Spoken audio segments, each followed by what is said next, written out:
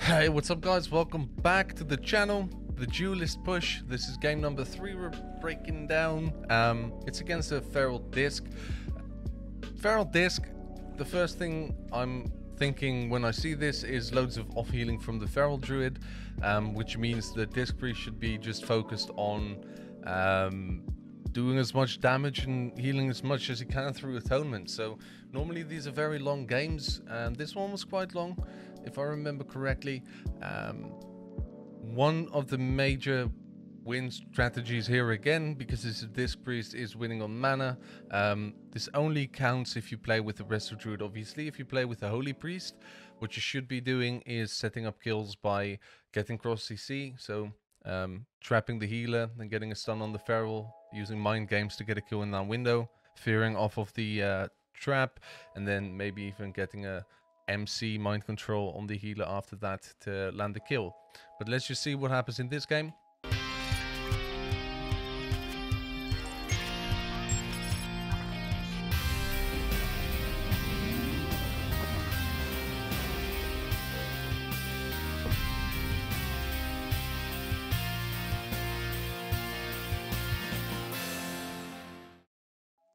So as soon as we jump in, one thing I do notice here is that I'm running the skeletal pets, and this is actually on purpose because I want to run the Disc Priest out of mana as quickly as I can. He can shackle undead my pet like he's trying right now. You could opt to go for the non-undead pet because there's not a mage that can polymorph the pet in this game. But shackle undead is like 1.2 or 1.4% of total mana for a priest. So we do manage to stop him quite a few times here. Let's just go back a little bit. So we're not in stealth because we don't really care about them opening. Our healer is in stealth. So the Feral opens on me while we get feared as well by the priest, which is an overlap from them. Here we just stop the shackle undead. So we start the CC chain on their healer, trap him, pop our cooldowns, and just try to beat down on the Feral as much as we can. Here we slow the priest because we wanted to keep him away for a little bit. Probably wanted to dodge the fear. While this is happening, we should stay away from the priest better. I said it again before in the past game. As you can see here, he's obviously trying to make his way to me to fear me and to get a Mind Games go. So this is why I recommend to all of you guys to record your gameplay. Because if you do this, I've been going through my own games, and this is one thing I always do wrong. I let priests get way too close to me, which means they can fear me and have a clean go on Mind Games, which is basically their only kill window against the Resto Druid. So I should really improve in that. But now that I've seen it in a couple of games, it's something I'll focus on more, just by knowing it's something I do wrong. So that's something I really recommend to you guys.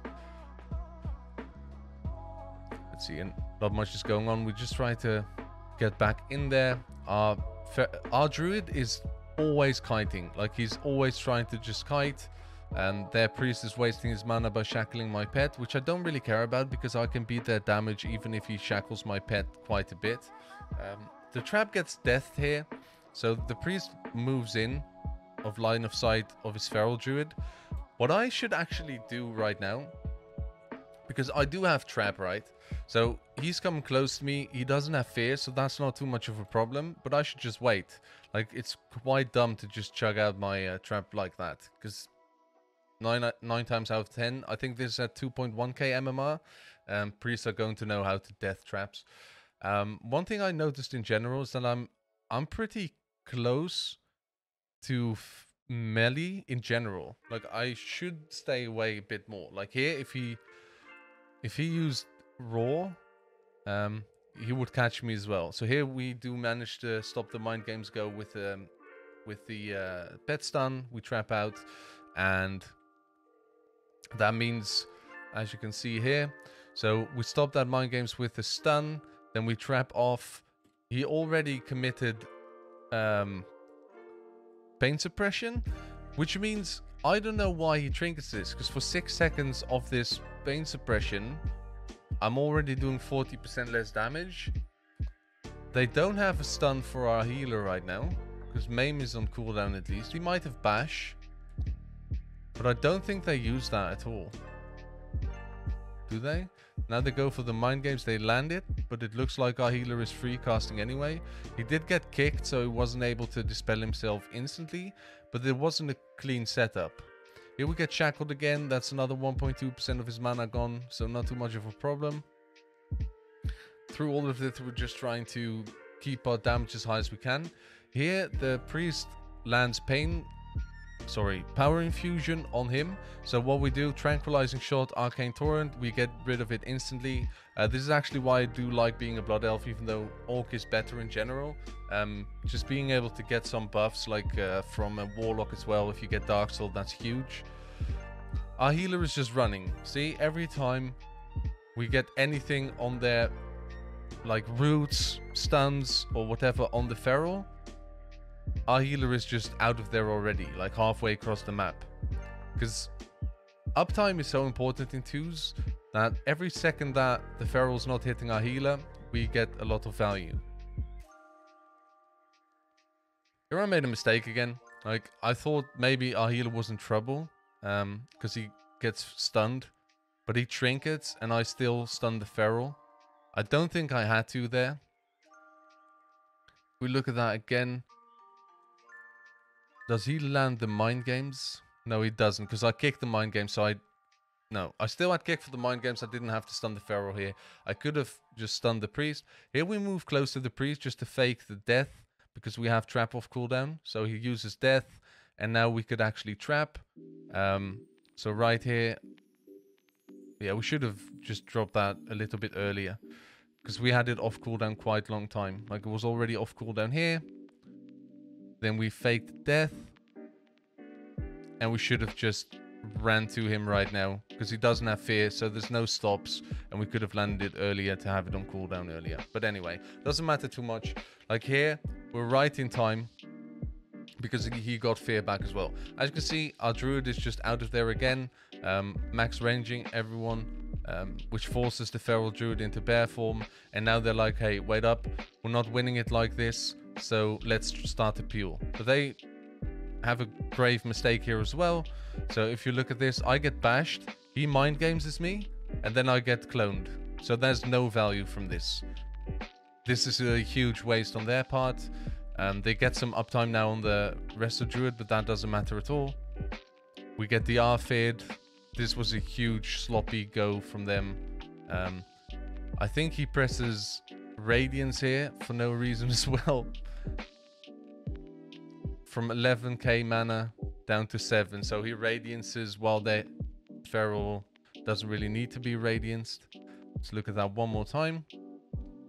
He's at 60% health and he Radiances. Yeah, that's a huge error from him. He should never do that. So I played Disc Priest to like 2.2k CR last season. And one thing I do see a lot of priests do right now is just use Radiance for everything. You shouldn't. Like, you should have like 40% of your healing through Atonement. Just by keeping up Atonement on 2 targets. And just blasting the other team with damage as much as you can. Always use your Mind Blast on the enemy DPS, because it takes away so much of their damage. That's something I see this priest do as well. He Mind Blasts the healer for damage, but he should use it on me to take away my damage on the feral, if you know what I mean. I feel like this guy's already after like 3.5 minutes quite quickly. It's probably because he presses Radiance way too often. You don't really need to in 2s at all. Sometimes you might, if someone has good burst, but against BM Hunter, because it's such steady damage, try to heal as much as you can through Atonement. Anyway, here, what happens here, we just follow him around, follow the feral around. We're way too close again. It's one thing I can see instantly, because this does 2 things, right? The Disc Priest is behind me, so if I want to kick him, I'd have to make a 180 and kick him. And there's no reason to. So what I should be doing is just move that way. Because kick has so much range that if I'm like off to the side here, I can still be in the line of the priest who is behind me. And at least I can see what's going on, see where he is. can't get feared from the back without seeing it coming. So positionally, I have a lot to improve still in 2s, that's for sure. And in 3s as well.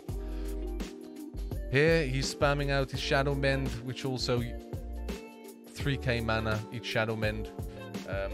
Yeah, that's not great. So we just keep on pressuring the Feral.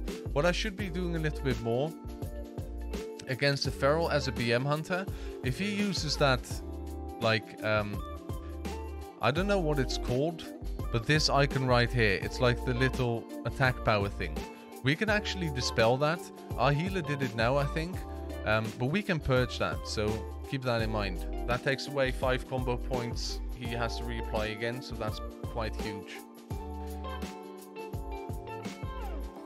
Right here, they don't really have much pressure.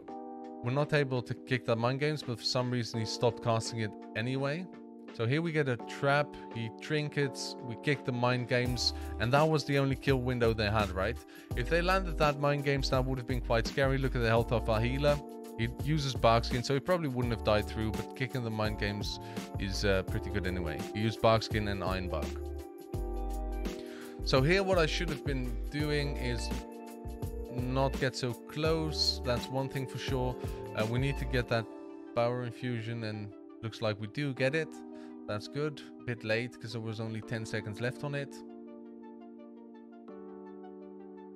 Let's take a look here. This is quite terrible, right? We get bashed. Now they start moving back towards us. We get rooted again. I don't see why this Feral is rooting me at all. I don't get it. They use pain suppression, so we swap to the Disc Priest. That's actually quite smart. He doesn't have fear, so there's not really much you can do about that one. Here we should be standing here and just peek around the corner, because I think this is where we make a mistake. So we get roared because we're way too close. We get feared, so they have a free full go on our healer with Mind Games. Pretty bad. Like, he goes down to 35% health. Luckily, they committed the the stun a little bit too early. So what they should have done, right now, roar me, get the fear, now get the stun, instantly Mind Games. He shouldn't have started with the Mind Blast, he should have started with the Mind Games. That would have been much better, because now that would mean he wouldn't be able to actually dispel himself instantly. But it was still on cooldown, so they should have waited with that go for a couple of seconds. Anyway, is this something you guys enjoy if I start talking about the other comp as well? Start talking about what I see them doing badly, I guess? Does that help? Like, understanding what their win conditions are a little bit more than just knowing what the win conditions are for your own comp? Feels like it helps a lot, but maybe you guys are like, fuck you, Eddy. Stop talking about Disc Priests. We don't care. We're here for BM Hunters. Then that's fine. Just let me know. So right now the disc is completely The Feral can still heal quite a bit, but that's 53% dampening, so it's getting a little bit unstable for hybrid healers. And at this point I just want to hit whatever I can. There's a Cyclone, we kick that, then we keep going. You could say at this point, like, as you can see, there is no more mana. So one thing you want to do is make them heal as much as they have to, like as much as possible. So at this point the Feral goes into bear form. I should just start hitting the Disc Priest, because he uses that little skin thingy. We do kick the Cyclone, he goes back into bear form, which reduces our physical damage on him quite a bit. We do end up killing him here, but we probably could have killed the Disc Priest quicker if we just went on the Disc Priest there. So that little things like that, like swapping on defensive cooldowns, really improves the damage you deal. As you can see, this is 2150 MMR, so definitely pretty good players. And as you can see, combined they have quite a bit of well, they have kind of the same damage we do, a little bit more actually. Well, together they have more damage than me, but our healer did quite some damage as well. So even for Resto Druids in 2s, as you can see, he did half the damage of the Disc Priest. So that's quite huge actually. Most of that's probably Thorns, so keep that in mind. I hope this helped. Obviously, for me, these games are kind of just going through it and talking about what I see. there is a lot I don't see. I'm not big mechs. So if you see something that I should improve on, or that other people can take a little bit of an advantage of knowing, leave it in the comment section down below. Make sure to like the video if you like this series. If there's anything you can take away from this where you actually learn something, please let me know as well. That's what I do it for in the end. So thank you guys for watching. I'll see you guys in the next one. Eddy out.